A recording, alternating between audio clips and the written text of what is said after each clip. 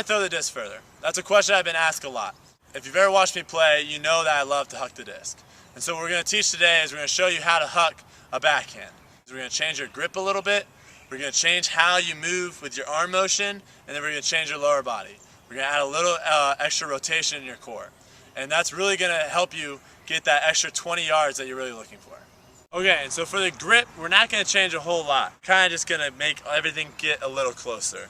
So if I'm holding the disc as if I was going to throw a normal backhand, my thumb is going to be right here on the ring, and then the bottom of the disc looks like that.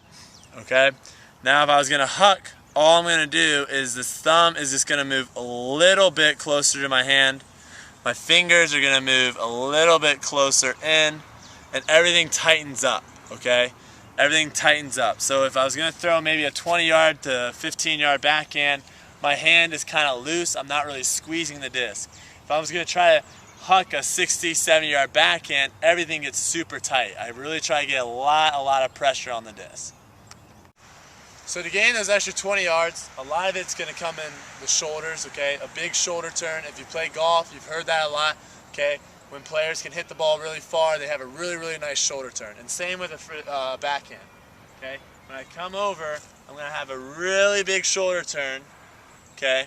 Really big shoulder turn. And now with the disc, when it's back here, I really want the disc kind of pointing towards the ground.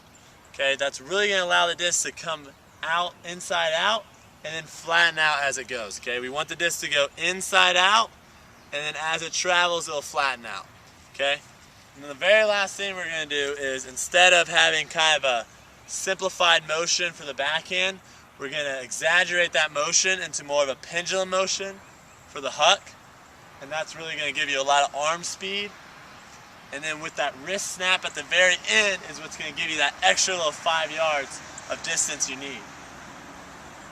Okay, so big shoulder turn, okay, a big pendulum motion here, a wrist snap at the very end, and then you're coming off the left side, okay, coming off your left side, boom.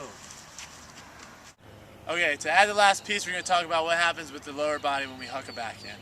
And to start, I want you practicing getting your right foot stepping out to a 45 degree, okay? So you're not stepping directly forward, you're not stepping directly sideways, you're stepping out 45 degrees, okay? We also want to make this a comfortable step. We don't want to make a huge step, and we don't also want to make it a tiny step. A comfortable step. As I'm twisting and getting that big shoulder turn, I'm using my hips as well to turn and wind up, okay? So as I step out, I get that big shoulder turn, my hips are twisting as well, and then as I come through, I'm shifting all my weight off my back foot up and onto my front foot, snapping my wrist and coming through. Okay, I'll do it again.